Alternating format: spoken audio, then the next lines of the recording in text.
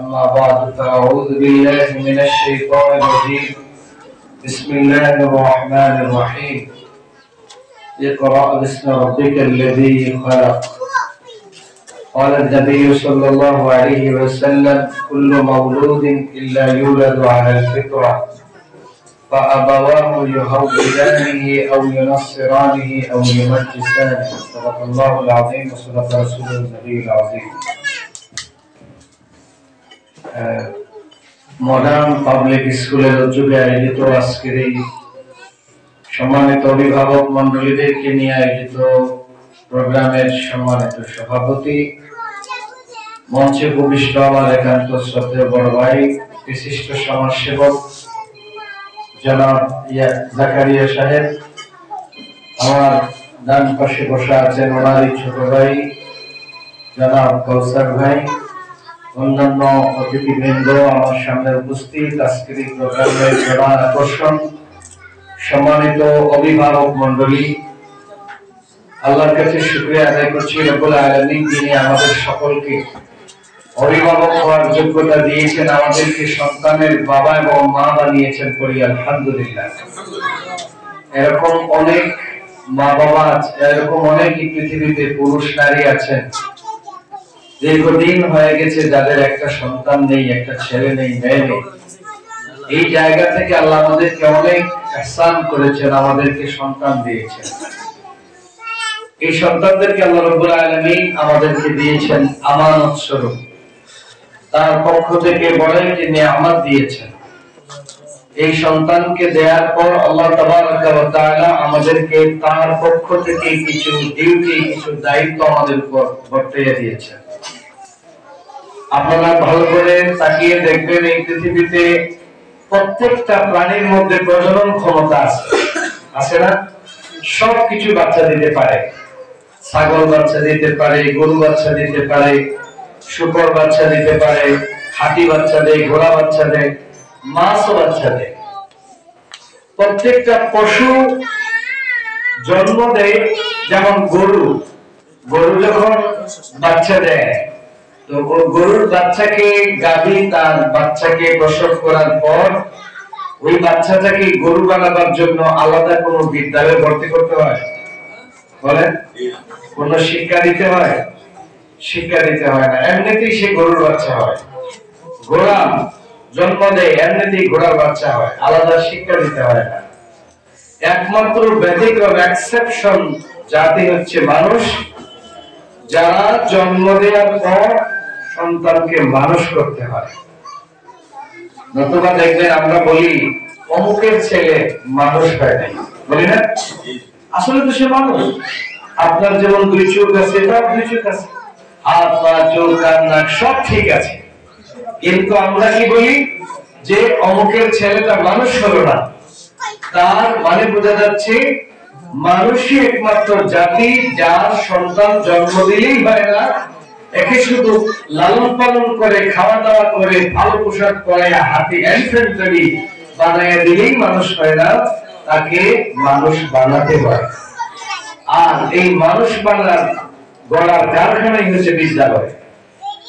আমি এটার সাথে ডিফার করে প্রথমে যে কথা বলবো, প্রত্যেকটা সন্তানকে মানুষ করার জন্য প্রথম পাঠশালা, প্রথম বিদ্যালয় হচ্ছে মায়ের কুল। হিফযুল উম্মাহাত ওয়া আউয়ালু মাদ্রাসাতিন লিল বানিনা ওয়াল বানাত। প্রত্যেকটা মায়ের কুলই হচ্ছে সন্তানের প্রথম প্রতিষ্ঠান, প্রথম স্কুল, প্রথম মাদ্রাসা। অতএব আমরা মা বাপ যারা আছি, আমরা আমাদের সন্তানদেরকে যেভাবে গড়ে তুলবো, সন্তান কিন্তু ওইভাবেই গড়ে উঠে। বিদ্যালয় তাকে খুব বেশি কিছু করতে পারে না। বিশেষ করে অবিডিয়েন্সের ব্যাপারে, আদাবের ব্যাপারে, শৃঙ্খলার ব্যাপারে, সুন্দর কথাবার্তা শেখানোর ব্যাপারে প্রত্যেকটা সন্তান তার পরিবারের উপর প্রভাবিত হয়। ফ্যামিলি তাকে যেদিকে প্রভাবিত করে ওই দিকেই সে প্রভাবিত হয়। এজন্য বাবা হিসাবে আমাদের প্রথম দায়িত্ব হলো সন্তানদেরকে ভালো আদব শিক্ষা দেওয়া। তার আগে কর্তব্য কি, তার আগে গুরুত্বপূর্ণ দায়িত্ব হলো সুন্দর একটা নাম বাছাই করা। গতদিন আমি ওয়াজ মাহফিলে ভালো লেগেছে, শেখ মোহাম্মদ আলী স্যার আমাদের সন্তানদের এক একজনের নাম এত সুন্দর রেখেছেন। এত সুন্দর নাম রেখেছেন, এর মধ্যে একজনের নাম মুসা রেখেছেন, ওই যে মুসা ভাই আছে না। তা আমি তখন ওনাকে চিনি না, কিন্তু নাম শুনে বুঝছি উনি একটু গরম হবে, বাস্তবে দেখেছে গরম। ওনার এক ছেলে হামজা এখানে আসছে দেখছি, ওই বুঝাই পারছে হামজা একটু গরম, কারণ হামজা তখন গরম ছিল। প্রত্যেকটা মানুষের নামের উপর তার একটা তাসির আছে। এই জন্য নাম রাখার ক্ষেত্রে ফার্স্ট দায়িত্ব, আমাদের first duty for all parents, প্রত্যেকজন মা বাবার ফার্স্ট ডিউটি হচ্ছে সন্তানের জন্য সুন্দর একটা নাম রাখতে। নাম রাখার ক্ষেত্রে আপনি ভালো নাম যদি না পান, হুজুরের কাছে যাবেন।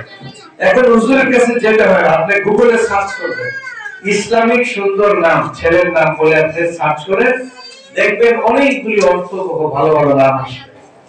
আপনি সুন্দর নাম রাখতে আপনার প্রথম দায়িত্ব। এর আগে দায়িত্ব হলো সন্তান জন্ম নেওয়ার পর ডান কানে আযান, বাম কানে ইকামত দিতে হবে। এরপরে যখন একটু বড় হবে, প্রথম দায়িত্ব কি? ইযা আফসাহা আওলাদাকুম ফাআল্লিমুহুম লা ইলাহা ইল্লাল্লাহ। প্রথম দায়িত্ব তাকে কোরআন শেখানো, কালিমা শেখানো, ইসলাম শেখানো। এটা হচ্ছে আমাদের প্রথম দায়িত্ব। এই দায়িত্ব ভুলে গেলে চলবে না। সন্তান কথা বলা শেখার আগে তাকে আমরা শুরু করে দেই আপু, আম্মু, ফুফু, আন্টি, আঙ্কল, এগুলো ডাক শিখে। আঙ্কল ডাকো, আঙ্কল ডাকো, ডাকো। তো আঙ্কল ডাকতে পারে খুব মজা লাগে। ABCD বলো, খুব ভালো লাগে।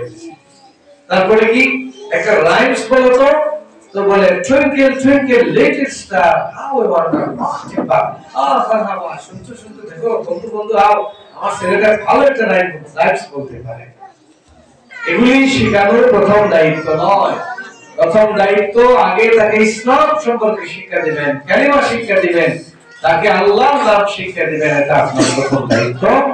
কারণ সন্তানকে আপনি যেভাবে বড় করবেন, সন্তান ওইভাবেই বড় হবে। কারণ আমার দিকে তাকান, শুনেন, ছোটবেলা যে শিক্ষা দিবেন ওই শিক্ষাটাই তার মধ্যে স্থায়ী থাকবে। আর তাআল্লুমু ফিস-সিগার কান-নাকশি আলাল হাজার। ছোটবেলাকার শিক্ষা পাথরে খোদাই করে লেখার মতো, আর বুড়া বয়সের শিক্ষা পানির উপর লেখার মতো। পানির উপর লিখলে বেশি সময় স্থায়ী থাকে, বলেন না? এদিকে লিখবেন ওদিকে শেষ, বুড়া বয়সে এদিকে বলবেন ওদিকে শেষ। ছোট বয়সে পাথরের উপর খোদাই করে লেখা যেমন স্থায়ী থাকে, ছোটবেলাকার আদব, আখলাক, শিক্ষা এগুলি দীর্ঘদিন তার মনের মধ্যে স্থায়ী থাকবে। এজন্য সন্তানদেরকে আমরা এগুলি প্রথমে দায়িত্ব আদায় করব। এখন আমি আমার কথা শেষের দিকে যাচ্ছি। যেহেতু আজকের এই প্রোগ্রামটা গার্ডিয়ান প্রোগ্রাম, অতএব একজন গার্ডিয়ান হিসাবে আমাদের একজন আইডিয়াল গার্ডিয়ান, একজন আদর্শ অভিভাবক হিসাবে 10টি দায়িত্ব পালন করতে হবে। বলেন কয়টি? কয়টি দায়িত্ব? 10টি দায়িত্ব সন্তানের সাথে পালন করতে হবে। 1 নাম্বার, সন্তানকে আপনি যে ভালোবাসেন এই ভালোবাসাটা তার সামনে প্রকাশ করতে হবে। আমরা কি করি? সন্তানকে ভালোবাসি কিন্তু তার সামনে সবসময় রাগ প্রকাশ করি, সবসময় তাকে বকাঝকা করি, সবসময় তাকে স্পিরিটের উপর, রেসের উপর রাখি, তাই না? সবসময় তাকে বকাঝকা, ধমক দেওয়া, এগুলি আমরা করি না। আপনি যে সন্তানকে ভালোবাসেন এটা প্রকাশ করবেন। এই ভালোবাসাটা সন্তানের সামনে প্রকাশ করবেন। এই ভালোবাসার মধ্য দিয়ে সে আপনাকে ভালোবাসতে শিখবে। 2 নাম্বার যেটা করতে হবে এটা হলো সন্তানের প্রশংসা করতে হবে। আমরা কিন্তু এটা পারি না। স্কুলে রেজাল্ট দিয়েছেন স্যার, পাবলিক স্কুল থেকে রেজাল্ট দেওয়া হয়েছে, রেজাল্ট কার হাতে নিয়ে আপনার তাকে চড় বসে গেছে, একটা থাপ্পড় দেয়, কি রেজাল্ট করছো এগুলো? এগুলো তোর মাথা না বন্ধু, কি রেজাল্ট করছো এগুলা? এগুলো একটা রেজাল্ট হলো, তুমি ঘোড়ার দিন পাইছো, তুমি গাধা। এইভাবে আমরা বকাঝকা করি, পড়া না পারলে আমরা বকাঝকা করি। সন্তানদের প্রশংসা করতে হবে। রেজাল্ট কার হাতে পেয়ে হাসি মুখে তাকে কাছে নিয়ে আদর করে বলবেন আলহামদুলিল্লাহ, অনেক ভালো করেছো, ভবিষ্যতে তোমাকে আরো ভালো করতে হবে, আরো ভালো করলে তোমাকে এই পুরস্কার দিব। সন্তানের প্রশংসা করে, যা পারে তার প্রশংসা করবে। সন্তান কিন্তু মা বাবার কাছ থেকে প্রশংসা শুনতে চায়, বকাঝকা শুনতে চায়। এজন্য আমরা সন্তানদের প্রশংসা করব ঠিক মতো। 3 নাম্বার যেটা করতে হবে সেটা হলো এর সাথে তুলনা করা, ওর সাথে তুলনা করা, এটা কিন্তু যাবে না। হ্যাঁ, তুই পড়া পারো না, তোমার ক্লাসেরও আব্দুল করিম আমার শাশুড়ি ভাইয়ের ছেলে আব্দুল রহিম কত ভালো পড়া পারে, তুই কি তার গাদা বাদশাস না, তুই কিছু পড়া পারিস না, এরকম করে না আমরা। এমন কি আপনার অন্য ছেলেমেয়ের সাথে তাকে তুলনা করবেন না। মনে রাখবেন মানসিক বিকারগ্রস্ত হয়ে যাবে সে। আমরা কিন্তু ওই জায়গায় পারি না সন্তানদেরকে মানসিক ভাবে ডেভেলপ করতে পারা, মেন্টালি ডেভেলপ কিন্তু সে ফ্যামিলি থেকে হয়। এটা তিরস্কার করলে হয় না। অন্যের সাথে কখনো তুলনা করবেন না। তাকে বুঝাবেন তুমি আরো 10 জনের চেয়ে ভালো, বাবা তুমি ভালো করবা, তুমি এদের সাথে অনেক বড় হবা, এরা কি হয়েছে এর চেয়ে অনেক ভালো তুমি করবা। এইভাবে আমরা সন্তানদেরকে অন্যের সাথে তুলনা করা থেকে নিজেকে বিরত থাকবো। যেটা করতে হবে সেটা হলো সন্তানের কথাগুলি মনোযোগ দিয়ে শুনতে হবে। আমরা অনেক সময় তাদের কথা গুরুত্বই দিই না। সে যা বলতে চায় শুনবেন, সবকিছু করতে হবে তা নয়। মনোযোগ দিয়ে শোনার মানসিকতা তৈরি করতে হবে। সন্তানের আবদারগুলি শুনবেন। 10টা বলবে, 1টা 2টা হয়তো আদায় করবো, সবটি তো আদায় করতে পারবো না। কিন্তু আপনি কথা বলার আগে বন্ধ কর, স্টপ, সে কিন্তু মনের দিক থেকে খুব বেশি রাগান্বিত হয়। এজন্য আমরা সন্তানদের মনের কথাগুলি শোনার চেষ্টা করব। 5 যেটা করতে হবে সেটা হলো আদরের পাশাপাশি শাসনও করতে হবে। শুধু আদর করলে যেমন নষ্ট হয়, আবার শুধু শাসন করলেও নষ্ট হয়। অর্থাৎ পেটে দিবেন, পিঠে আঘাত করবেন, তখন পেটে দিলে পিঠে সয়। আদরও করবেন বেশি, মাঝে মাঝে শাসনও করবেন। একেবারে কিন্তু আদরের দুলাল, আমরা কি বলি আদরের গোরের দুলাল, এগুলো আদরের সন্তানরা নষ্টই হয়, ভালো হয় না। এজন্য সবসময় আদর করতে যাবেন না, আদরের পাশাপাশি তাকে শাসনও করবেন। 6 নম্বর যেটা করতে হবে সেটা হলো পারিবারিক বন্ধনকে মজবুত রাখতে হবে। এজন্য মাঝে মাঝে যৌথ ট্যুর করতে হবে, ফ্যামিলি মেম্বারদেরকে নিয়ে ট্যুরে যেতে হবে, অল্প অল্প সংক্ষিপ্ত ট্যুর করতে হবে। স্কুলের পক্ষ থেকে যে ট্যুরগুলি হয় এগুলিতে তাদেরকে শরীক করতে হবে, আপনি নিজেও শরীক থাকতে হবে। এজন্য তার মানসিক বিকাশের জন্য আপনি পারিবারিক বন্ধনের জন্য মাঝে মাঝে একটু চটপটি আয়োজন করা যেতে পারে। বাসায় বাদামের আয়োজন, বাদাম ভাজির আয়োজন করা যেতে পারে, চুঙ্গা পিঠার আয়োজন করা যেতে পারে। সবাইকে নিয়ে অল্প খরচে একটা মজা করেন, আনন্দ দিলেন। এটা কিন্তু মাঝে মাঝে করবেন, এটা ভুলে যাবেন না। মাঝে মাঝে ছেলে মেয়েদেরকে নিয়ে একটু খেলবেন। আমাদের বাবারা খেলে না, বরং মা বাবাকে দেখলে সন্তানরা ভয়ে খেলা বন্ধ করে দেয়। এটা হয় না। আপনি মাঝে মাঝে থেকে বন্ধুসুলভ আচরণ করবেন, তার সাথে আপনি খেলবেন। 6 নম্বর এই দায়িত্বটুকু আমরা আদায় করবো। 7 নম্বর সন্তানের কাজকর্মকে আপনি ফলোইং এ রাখতে হবে। সে কি করছে, কার সাথে ঘুরছে, কোথায় যাচ্ছে, কোন ছেলের সাথে মিশে, তার বন্ধুটা কেমন, তার নোটটা কেমন, তার চুলটা কেমন, তার ড্রেস আপটা কেমন। স্কুলে যায় কিন্তু তার দাঁত ময়লা, স্কুলে যায় তার কাপড়টা ময়লা, তার চুলের তেল নাই, চুলটা আছড়িয়ে যায় নাই, এটা কিন্তু হয় না। সুন্দর করে তাকে সবচেয়ে সুন্দর করে সাজিয়ে দিবেন। সে এখান থেকে রুচিশীলতা শিখবে, পরিষ্কার পরিচ্ছন্নতা শিখবে। এজন্য বাচ্চাদেরকে এগুলি বাসায় আপনারাও শিখাতে হবে। 8 নম্বর সন্তানকে আত্মবিশ্বাসী করে গড়ে তুলতে হবে। আমরা জানি যে সিংহের শাবক সিংহের মতো হয়, আর ভেড়ার শাবক ভেড়ার মতো দুর্বল হয়। এটা তার আত্মবিশ্বাসের কারণে। কিসের কারণে? আত্মবিশ্বাসের কারণে। এজন্য ফেইথ এন্ড বিলিভ যেটাকে বলা হয়, ফেইথ এন্ড বিলিভ, তার আত্মবিশ্বাস তার মধ্যে তৈরি করতে হবে, চরম আত্মবিশ্বাস।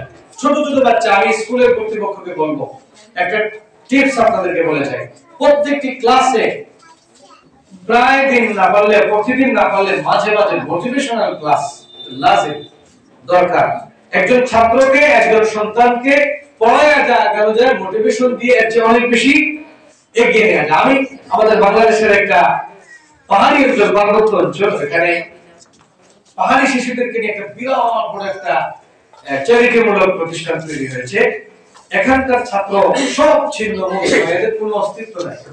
তাদের কি জানেন, আপনি ক্লাসে ঢুকবেন, ছোট ক্লাস, প্লে, নার্সারি 1 2, আপনি কি বলবেন দাঁড়াও, আপনি কি হতে চান, বলতে দেরি হবে সে হাত মুষ্টি করে একজন বলে আমি ডক্টর হতে চাই, ছোট কিন্তু শিশু। আরেকজন বলে আমি ম্যাজিস্ট্রেট হতে চাই, আরেকজন বলে আমি অলিম্পিক জয় করতে চাই। এইভাবে প্রত্যেকটা মন ছবি তৈরি করে দাও। প্রতিটা সন্তানের মন ছবি তৈরি করে দিতে হবে। তুমি বড় হলে এটা হতে পারবা, তুমি এই হবা, তুমি সেই হবা, তুমি গোল্ডেন ক্লাস পাবে, নিশ্চয়ই তুমি গোল্ডেন ক্লাস পাবে। এইভাবে আত্মবিশ্বাসী করে গড়ে তুলতে হবে। এই স্কুল কলেজ থেকে পড়ে বর্তমানে এখন বাংলাদেশে ভালো ভালো বিশ্ববিদ্যালয়, ইঞ্জিনিয়ারিং বিশ্ববিদ্যালয়, মেডিকেল বিশ্ববিদ্যালয়, কলেজে এটা করতেছে। এটা আত্মবিশ্বাসের কারণ। আমরা আত্মবিশ্বাসী করে গড়ে তুলতে পারি না, এটা আমাদের সমস্যা। আমরা শুধু বলি তুই একটা গাধা, কিছু পারে না, এই কিছু পারে না, গাধা কিছুই পারে না, এই যে আপনি তাকে কিন্তু গাধা বানালেন। খবরদার কোনোদিন সন্তানকে নেগেটিভ কোন বাক্য বলা যাবে না, নেগেটিভ কোন বাক্য শব্দ উচ্চারণ করা যাবে না। এবং তাকে বলতে হবে তুমিই হবে সেরা স্কুলের। স্কুলের সেরা আসামের মধ্যে যদি কোন ছাত্র সেরা হিসাবে রেজাল্ট করে তুমি হবে সেই ছাত্র, এটা তার মধ্যে জাগিয়ে তুলতে হবে। এজন্য স্কুলে এরকম মোটিভেশনাল প্রোগ্রাম ঘন ঘন করতে হবে। আরেকটা প্রস্তাব দিতে চাই, আমার একাধিক প্রতিষ্ঠান আছে এবং আমি শিক্ষার সাথে যেহেতু দীর্ঘদিন থেকে জড়িত আছি এবং আমার কিছু উন্নত মানের কয়েকটি প্রতিষ্ঠান আমি নিজেও করেছি। যেটা করতে হবে সেটা হলো এমডিসি একটা ক্লাস দেওয়া যেতে পারে, মানে মরাল ডেভেলপমেন্ট ক্লাস।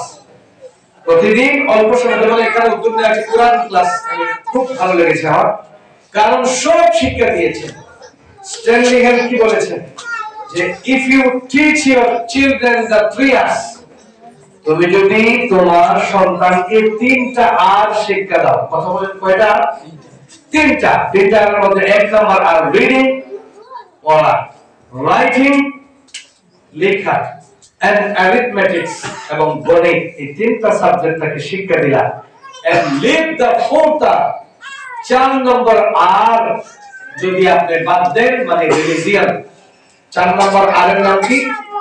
রিলিজিয়ন, ধর্ম, গণিত, লেখা, পড়া সব শিক্ষা দিয়েছেন, কিন্তু রিলিজিয়ন তাকে শিখান নাই। you will get the 5th R, তাহলে আপনি 5 নম্বর আরেকটা আর পাবেন। ওই আর এর নাম হচ্ছে রাস্কেলিটি বা বর্বরতা। আপনার সন্তানকে সব শিখিয়েছেন, রিলিজিয়ন শিখান নাই। Without religion you will get your son, আপনার সন্তানকে আপনি রাস্কেলিটি হিসেবে পাবেন, বর্বর হিসেবে পাবেন, বদমাইশ হিসেবে পাবেন, গুন্ডা হিসেবে পাবেন, পড়ালেখার পর বেয়াদব হিসেবে তাকে গবেট হবে সে। জানি না আমি আপনাদের বুঝাতে পারলাম। এবং নেপোলিয়ন কি বলেছেন? if you give me a good mother, I will give you a good nation. তুমি আমাকে একজন ভালো মা দাও, ভালো মা দাও, আমি তোমাকে একটা ভালো জাতি উপহার দিব। ভালো একজন গার্ডিয়ান একটা জাতির স্বপ্নদ্রষ্টা, একটা জাতি গড়ার কারিগর। মা অনেক কিছু করতে পারে। এজন্য ভালো মা মানে কি? ভালো মা মানে কি খুব উচ্চ শিক্ষিত না, ভালো মা মানে আদর্শ মা। আদর্শ মাদারকে যিনি সন্তানকে ইসলাম শিক্ষা দেন, পাশাপাশি আদাব শিক্ষা দেন এবং তার পড়াশোনায় তাকে সাহায্য করেন। সবচেয়ে গুরুত্বপূর্ণ যে কথা সেটা হলো আমরা যেটা করতে হবে, আমরা গার্ডিয়ান হিসেবে আমাদের সন্তানদেরকে আদর্শ, আদর্শ হতে হবে, আইডিয়াল হতে হবে। বাবা মা কিন্তু সন্তানের আদর্শ না হলে শিক্ষক পিটাইয়া তাদের কোনোদিন আদর্শবান বানানো সম্ভব। শুধু আইয়া স্কুলে হ্যাঁ আপনার এখানে দিলাম 2000 টাকা বেতন দিলাম, 5000 টাকা দিয়ে ভর্তি করলাম, আমার ছেলেকে আপনি কি শিখাইছেন, কি বানাইলেন? হঠাৎ করে আমরা চাই কি অনেক কিছু বানাই ফেলতে, কিন্তু না, সে আপনার ফ্যাক্টরি, যে ফ্যাক্টরির মাল ওই ফ্যাক্টরির মতোই তো হবে। আপনি যদি আদর্শ পিতা মাতা না হন তাহলে সে ভালো স্কুলে পড়াও আদর্শবান হতে পারবে না। এজন্য আপনাদেরকে যেটা করতে হবে, you will be an ideal mother and father, you should be an ideal parents and guardian. আপনাকে একজন ভালো বাবা, আদর্শ বাবা হতে হবে।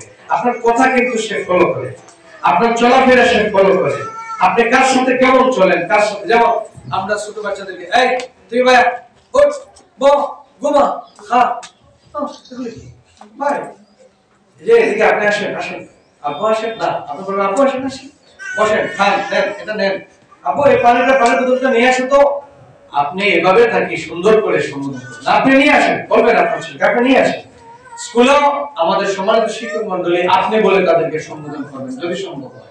ছোট বাচ্চাদেরকে বলবেন এই আপনি দাঁড়ান, আপনি বলেন, পড়া বলেন, তুই নয় তুমি, সম্ভব হলে আপনি, তুই নয় তুমি, সম্ভব হলে আপনি, এটা আপনাদের শিখাইতে হবে। বাচ্চাদেরকে জি আপনি ওগুলো শিখাইতে হবে, হ্যাঁ না, জি শিখাতে হবে, আপনি শিখাতে হবে, অটলতা শিখাতে হবে, সালাম দেওয়া শিখাতে হবে, কেমনে বড়দেরকে সম্মান দিতে হয় শিখাতে হবে, বড়র সামনে পা লম্বা করে বসতে নাই এটাও শিখাতে হবে।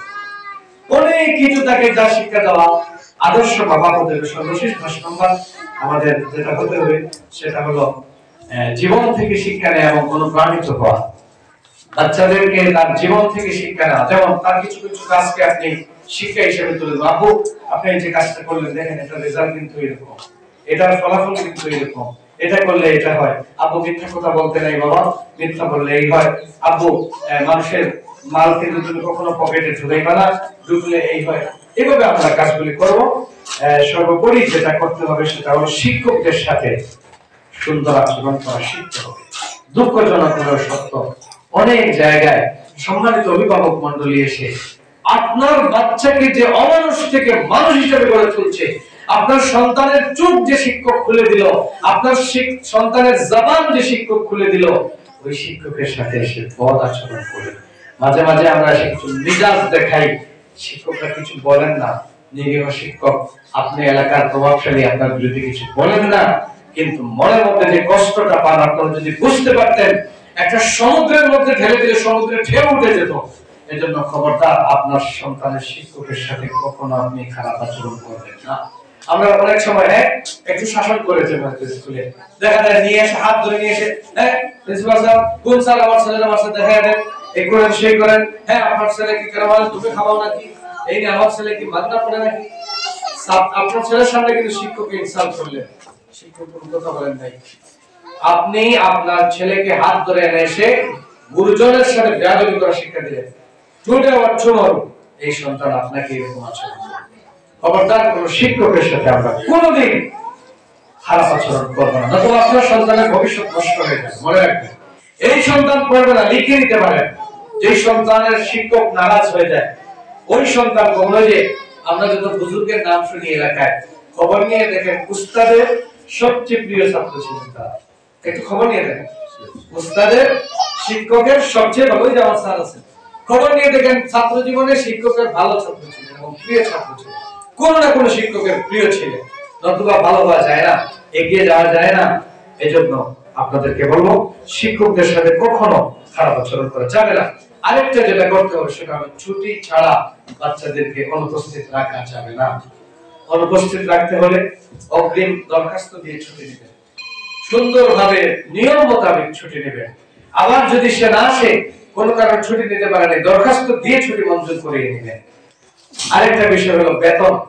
বেতনের ক্ষেত্রে দেখা গেছে স্কুলের শিক্ষকরা অনেক পেরেশানি করতে হয়। প্রাইভেট স্কুল তো, আপনারা যদি বেতন না দেন, এটা ভাড়া বিল্ডিং না, ভাড়া বিল্ডিং, বিল্ডিং এর ভাড়া পরিশোধ করতে হয়, তার বিল দিতে হয়, মাস শেষে শিক্ষকের বেতন দিতে হয়, অনেকগুলি বিষয় জড়িত আছে এখানে। তা আপনি যদি এদিকে অসহযোগিতা করেন, ওইদিকে প্রিন্সিপালের মাথা খারাপ হয়ে যাবে, কমিটির মাথা খারাপ হয়ে যাবে। এজন্য আপনার সন্তানকে পড়াবেন, বেতন দিয়ে সবার আগে নিয়ে এসে সহযোগিতা করবেন। আপনি আইডিয়াল গার্ডিয়ানকে সময়ের আগে যদি বেতন পরিশোধ করেন, আপনি বেতন পরিশোধ না করলে এদের ব্লাড সার্কুলেশন বন্ধ হয়ে যাবে। ব্লাড সার্কুলেশন বন্ধ হলে প্রিন্সিপাল সবাই মারা যাবে, স্কুল বেশি দিন এগিয়ে যেতে পারবে না। আপনাকে যদি নোটিশ করে করে, জরিমানা করে করে বেতন দিতে হয়, আপনার সন্তানের উপর একটা প্রভাব পড়বে। ক্লাসে জিজ্ঞাসা করবে কে কে বেতন দেওয়া নাই, তো আপনার সন্তানের উপর একটা খারাপ প্রভাব পড়বে। পরীক্ষার ফি দেওয়া নাই কে কে, তো দেখা যায় পরীক্ষার দিন এসেও ঝামেলা হচ্ছে, পরীক্ষার দিন এসেও বেতনের ঝামেলা, পরীক্ষার টাইম মতো শুরু করা যাচ্ছে না, প্রথম দিন ঝামেলা। এটা এক্সপেরিয়েন্স থেকে বলছি। এজন্য এগুলা করা যাবে না, এগুলা করা যাবে না। আগে আগে সব ক্লিয়ার দিতেই হবে, যেহেতু আগেই দিব। সন্তানের ব্যাপারে আর প্রতিষ্ঠানের সাথে ভালো সম্পর্ক রাখবেন, প্রতিষ্ঠানে মাঝে মাঝে আসবেন। আমরা কি করি, বাচ্চাকে দিয়া মাশাআল্লাহ নাকে তেল দিয়ে ঘুমাই, স্যার তো আমার বাচ্চাকে একদিনে লন্ডনি বানাইয়া দিবে। আমাদের এলাকায় এক বেটা করছিল কি, গরু দিছে বাগানে পালার জন্য, বাগিনে না, মানে বাগানের কুলের কাছে দিছে। তো কিছুদিন পরে বলে সে ভাই আমার গরু তাজা বাগানে, তো কুলির এক সময় লাশ হচ্ছে বাগানের, হ্যাঁ তোমার গরু দিছো কয়দিন হইলো, একদিনে লন্ডনে বানাইয়া দিয়েছিলাম তোমার গরুরে। তাহলে এইভাবে আপনি মনে করবেন না যে শিক্ষক আপনার ছাত্র ছেলেকে সবকিছু করে দিবে। আপনাদের সহযোগিতা ছাড়া, দুই হাত ছাড়া হাত তালি লাগে না, এক হাতের যতই শক্তিশালী হোক তালি হয় না। আপনারা আসতে হবে, মাঝে মাঝে ইচ্ছে করে এসে জিজ্ঞাসা করেন, স্যার আমার ছেলেটার অবস্থা কি, তার পড়াশোনার মনোযোগিতা কি, কেমন, আমি কি সহযোগিতা করতে পারি। বাড়িতে তার হোমওয়ার্কের ব্যাপারে আপনারা খেয়াল রাখবেন। অনেক ক্ষেত্রে হোমওয়ার্ক দেওয়া হয়, দেখা যায় পরের দিন এসে আপনার ছেলেটা হোমওয়ার্ক করে নাই, কারণ যেই হোমওয়ার্ক ডায়েরি নিশ্চয়ই আপনাদের আছে স্কুলে, না? হোমওয়ার্ক ডায়েরি আছে না? হোমওয়ার্কের ডায়েরি যেভাবে লিখে নিছে ওইভাবেই তার বাড়িতে আছে। আপনি একবার খুলেও দেখলেন না যে স্যার কি হোমওয়ার্ক দিল, কিন্তু এখানে এসে কিন্তু বকাঝকা শুনতে হচ্ছে। সে পারতেছে না, দাঁড়িয়ে থাকতেছে সবার সামনে। এজন্য বাবা-মারও কিছু দায়িত্ব হলো, বাসায় তার হোমওয়ার্ক আদায় করবেন। হাতের লেখাটা নিয়মিত লিখছে কিনা, হাতের লেখা সঞ্চারের জন্য নিয়মিত তাকে হাতের লেখা দিবেন। এই কাজগুলি আপনারা করে, আমি অনেক সময় নিয়ে নিলাম। করে শেষে এই প্রতিষ্ঠান আমাকে আজকে দাওয়াত দিয়ে সম্মানিত করার জন্য প্রতিষ্ঠান কর্তৃপক্ষকে আমি ধন্যবাদ জানাই, মোবারকবাদ জানাই, এবং সম্মানিত অভিভাবক মণ্ডলী যারা এতক্ষণ আমার অগোছালো কথাগুলি আপনারা শুনলেন, আপনাদের সকলকে আমি আমার পক্ষ থেকে, আমার দেশের পক্ষ থেকে ধন্যবাদ, মোবারকবাদ জানিয়ে, বিশেষ করে জাকারিয়া ভাই, কৌশল ভাই, সৈয়দার আজকে আমাকে নিয়ে আসলেন। সবাইকে, স্কুলের সম্মানিত প্রধান শিক্ষক সহ সম্মানিত শিক্ষক মণ্ডলী, সবাইকে মোবারকবাদ জানিয়ে আমি আমার সংক্ষিপ্ত কথা এখানে শেষ করছি। আসসালামু আলাইকুম ওয়া রাহমাতুল্লাহি ওয়া বারাকাতুহু।